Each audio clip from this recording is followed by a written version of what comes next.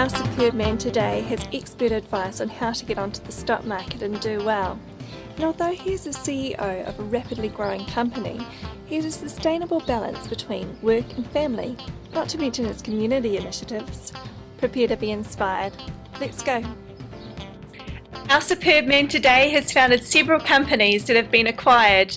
Glazier Systems in 1995, after Mail was acquired by Dell in 2006. He won the Best Exchange product at Microsoft TechEd in Boston. In 2000, he co-founded Context Connect with a USA patent for its mobile directory applications. He's maintained close relationship with Microsoft. He's on the board of TradeMe's which was New Zealand's most successful e-commerce business. In 2006, he founded Xero. He was awarded the High Tech of New Zealand Entrepreneur of the Year in 2006 and 2007.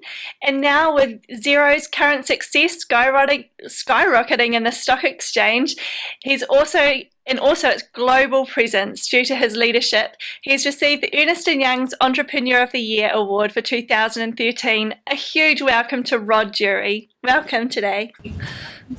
Hi. Great, thank you. I must get that. That's an old bio. There were so many mistakes in that. Oh, but no. I'm here, so that's good. Sorry about that. That's so impressive, but yeah, thank you. So, Rod, what is your greatest joy as a parent?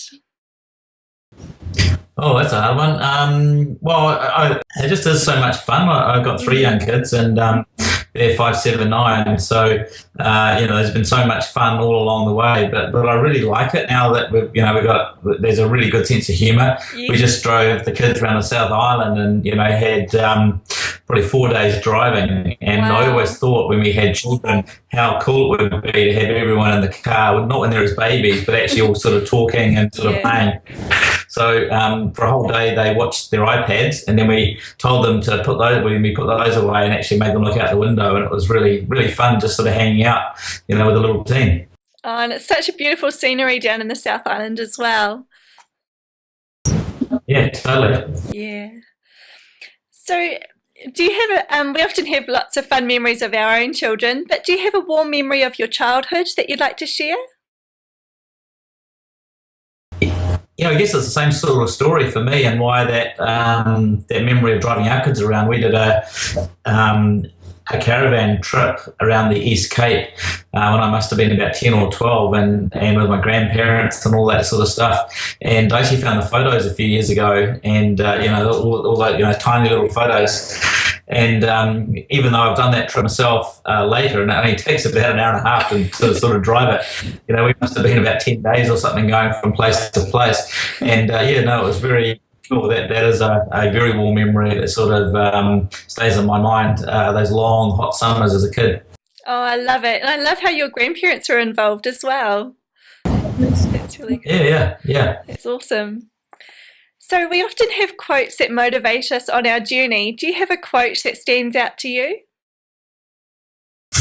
The one I always sort of go back to is, it's not the big that eat the small, but the fast that eat the slow. Wow. Very much a entrepreneurial quote about sort of speed, and that's one that has always stuck with me. I think it was the title of a book, and I sort of truly believe that one, that's for sure. That's awesome. So when is an example where this quote has actually helped you in an event in life? With Xero. So Xero, there's a real sense of urgency and speed, and we have three main incumbent competitors.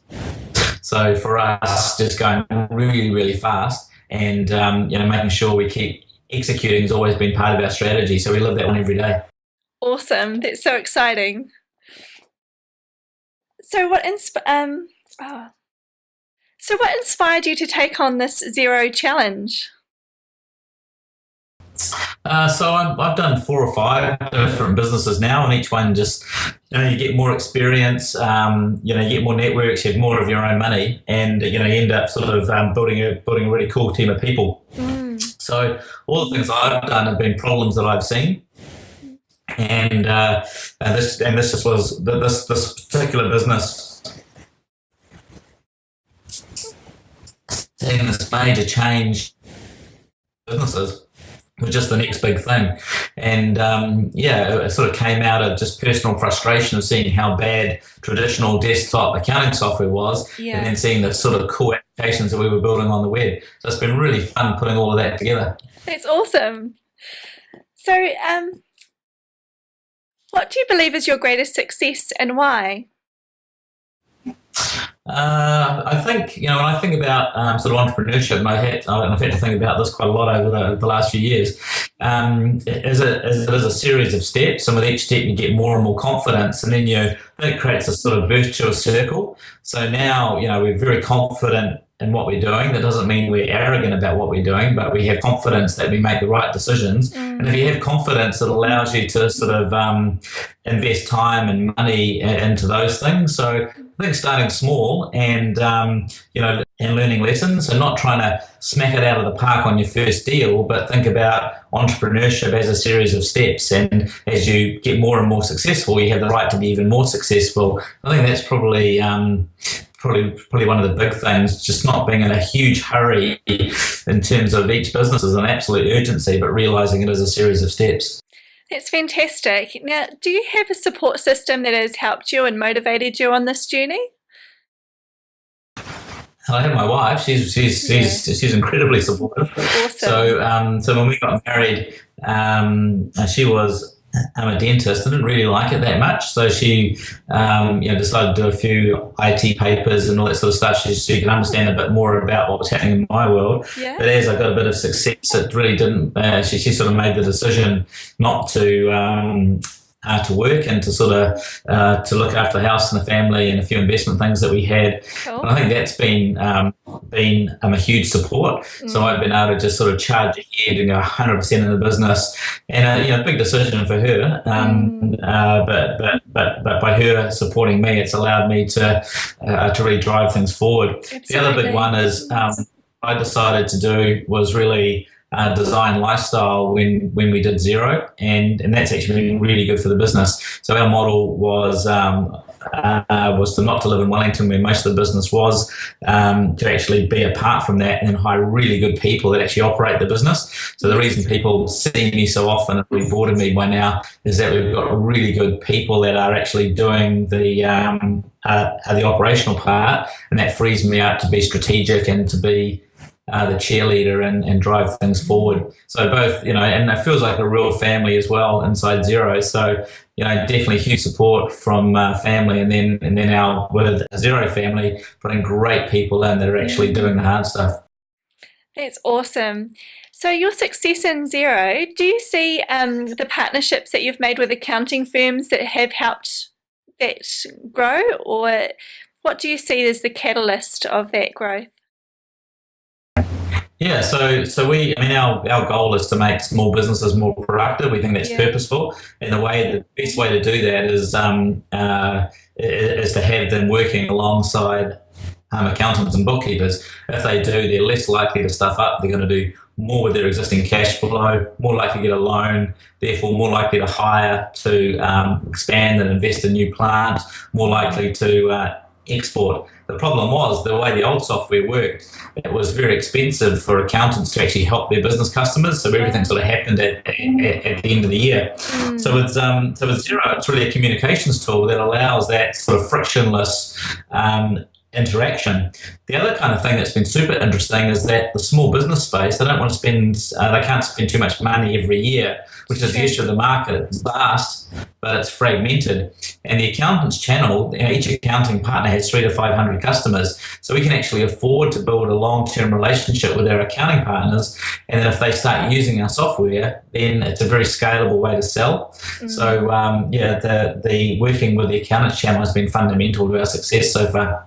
Oh, that's really exciting and very smart. Absolutely. So we've come to our wow round. This is where I'm going to ask some quick questions and you're going to come back with some amazing answers. Are you ready to inspire? Yep, good. Awesome. So, Rod, what do you believe is your superpower? That I can fly above a situation and see what's really going on. Mm-hmm. So you can see the big picture in things. That's great. Yeah, I always look at the meta view of what's going on. So if I'm arguing with somebody, I quickly fly up and have a little look and say, well, why are they angry? Why am I angry? What are we really trying to do here? And I think that always sort of thinking kind of the next level up has been something that's been very useful. If you understand that, then selling and managing conflict and all those things can be quite straightforward. So that's always something I've kind of have always done. That's fantastic to be able to think objectively like that. That's great. So when did you first visualize yourself as a CEO? Well, back when I was about 21, I actually wrote out some things that I wanted to do, and I don't do a lot of that sort of stuff, but I remember quite specifically, and I really wanted to be a international business expert that was flying around business class or whatever to speak to people all over the world. And I remember about 7 or 8 years ago being in Cologne in Germany in front of a really big crowd and talking, and they were laughing. I don't know if they were laughing at me or with me, but there was some humour in the room. And actually just thought back to those times when I was 21. I was like, hey, I'm actually an international expert. That was pretty cool. Awesome. Dreams come true. That's so cool. Yeah. So what are 3 qualities that you believe you have that have made you a success? Outrageous good looks is not one. So I think probably I think my sense of humour, and then I really like people. I enjoy people, and then absolute drive and passion, and that's what gets played back to me anyway. I just love what we're doing, and seem to be able to get people excited about it. That's awesome. So what would you like to be remembered for?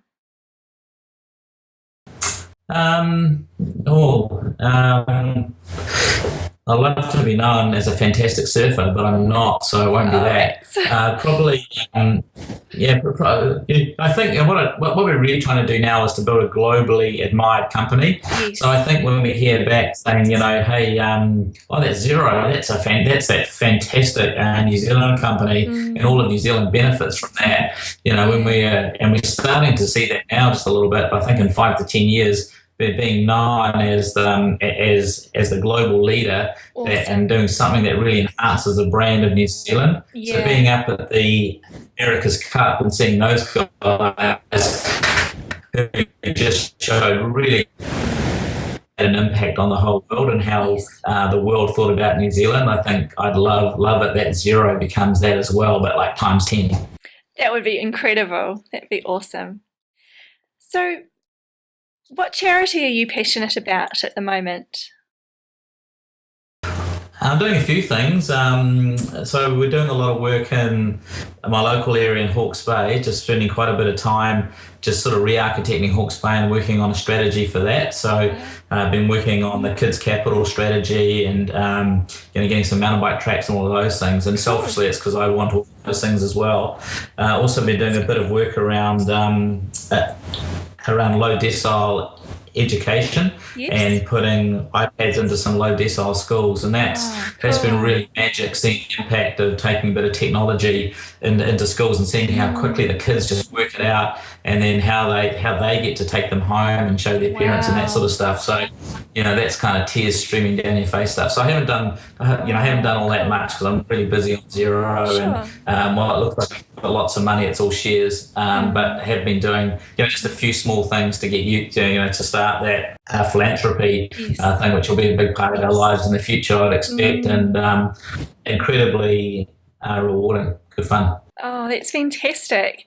It's so inspiring. So what internet resource do you love right now? For example, I just love Skype. Skype's really cool. Yeah. What I really love at the moment is Google Docs. Yes. So we're really changing the way that we work rather than kind of serializing work, just having everything there that's one click away. So the combination of that and Skype, so we can just quickly huddle, do a market release, write a report. We're now even moving all of our presentations away from, that PowerPoint and sending big files around to just doing them really lightweight on Google Docs, so you can just immediately update them. And that's totally changing the way that we work.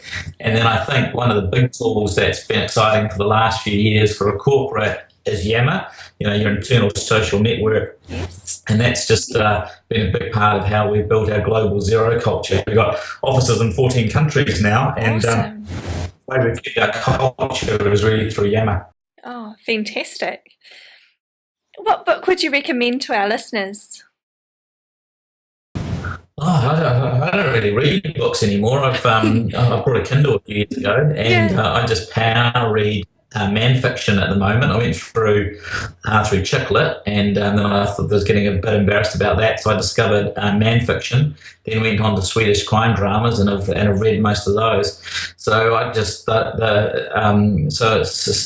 instead of a book, I would say if you don't have a Kindle, just get one tomorrow. The Kindle Paperweight's the and that you can just mainline these series and actually, rather than watching TV, read something and fall asleep. That's fantastic. That's just changed my life, and to also change flying. Rather than watching movies now, I just power read normally I've got a whole series of 10 books to read. Wow. And you can almost read one in a day. It's fantastic.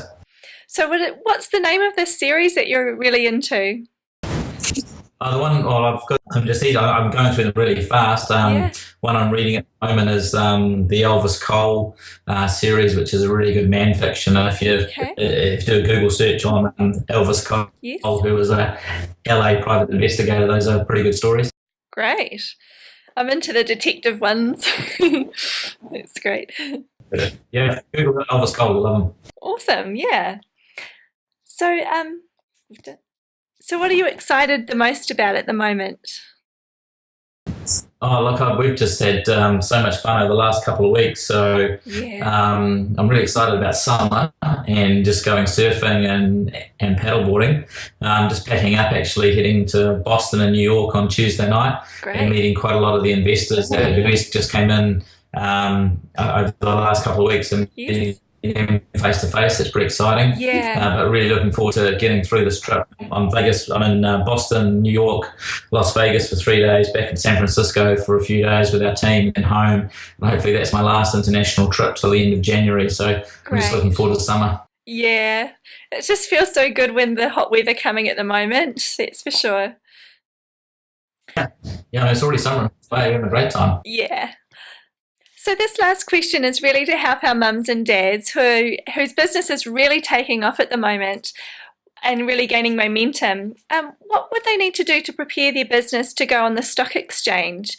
Able to provide perhaps 3 tangible steps that they could take to take their business to the next level? Yeah, so this probably goes back to a bit of work I did with the New Zealand Beachheads group. That was about helping businesses go overseas and get ready. And probably the number one thing that owner-managed companies that they didn't have right was they didn't have independent directors. So quite often there'll be some really obvious problems that the founders have, and without the opportunity for an independent director to actually come in and say, look, you guys are really good at this, but you really suck at this, and being able to say that in a very open way, that's the best thing you can do. So I will tell you that I'm really good at 2 things and terrible at 100 things. So being able to understand what you're great at and what you aren't good at, and then build a team around with complementary skills is just so important. So I think that's the first one. And then the second thing is make it beautiful. So what we've done with Zero, capture all your ideas as much as possible so that you capture the idea and then make it look good. Just create this unconscious thing when people see what you're doing, that's quality. I think that's a really important thing in terms of creating value, because it gets people confident before you even get started. Right. And, and I think also you should always have a really good sort of pitch document that explains in as short as possible way what you do, what your business model is, so how do you really make money, and don't care, what you do can be really short. It's actually what the business model is. We buy these things and we add this value to them, and that our inhibitors to scale are this, and if we did these things it would be way up here. I think that's really important. People talk about their business, not their business model. That's important for investors. And then a nice ecosystem diagram that shows where you sit. So whenever someone's evaluating a business, they're always thinking about it in things that they actually know. Yes. So a nice little ecosystem diagram is super useful because it shows you understand the market and then and your position on it. So it gives you just a great anchor to talk about competitors and why you're different, and that makes it really much easier for people to engage with you. So there's a few things. Oh, that's fantastic. That's so generous. Thank you very much for sharing that. So before we say goodbye, and I heard one more final tip, which I thought was brilliant. That when you're interviewing for a role, take get all the CVs that have come through, put them in a stack, take the top half and throw them in the bin, and that'll avoid you hiring unlucky people. Oh no! All those unlucky people are going, no, don't do that. Oh. Are they the late ones or the early applicants? I don't know, it's just being silly. Phew! No, that's great. Now, before we say goodbye, would you like to share some final inspiring words for our mums and dads, and perhaps a way that we can get in touch or follow you? Yeah, so I guess my tip is, and being through the Trade Me deal, I'm not on the board of Trade Me anymore, but I was when we sold it. We saw a lot of pretty young people smash their financial goals just out of the park, and a lot of those people are now back and they're working. So the big lesson there is actually the journey is the reward. So enjoy it. So, with what we've done, or what I've done personally around how I work with Xero, we've built a sustainable business. So I moved to where I wanted to live. I'm working on the business. It means I can have a couple of days at home. So I can drop the kids at school, pick them up, be there at bath time, even though I'll be doing calls once everyone's asleep. So I think designing a sustainable life so that so it's not a grind and you can just keep doing it forever. So you have, the fun and quality time with your family while you're building a really stimulating business is the best of all worlds. So while Xero is really urgent with what we're doing because we're a public company, it's a very sustainable thing. I can keep doing this for the next 10 to 15 years. Oh, I love it. It's such sound advice. It's so good to see you. Just basic stuff. You gotta do it. Yeah. Absolutely. So how can we get in touch or follow you? Yeah, so I'm just at Rod Drury on Twitter. Awesome. So if everyone can follow me, I'm over 9,000 now. I need to get to 10,000 because then it says like 10K, which is far cooler. So that'd be great. So come on, guys, sign up. It's awesome. Okay, Rod, I'd just really like to say thank you so much for being so generous with what you've shared today. I really appreciate it, and you've really inspired our mums and dads, and we wish you every good thing for your journey ahead. Thank you. Thanks very much, Sarah. Bye. Wow, for such a successful person, you can tell he's totally family orientated. I hope you enjoyed the gems of advice Rod shared today, and if you did, please head over to theparentalist.com and send out Rod a thank you tweet. It's as quick as clicking a button, and I know he'd really appreciate it. Also start following him, he'd appreciate that too. So have a great week, have a great weekend, because you know what, you're pretty great. See ya.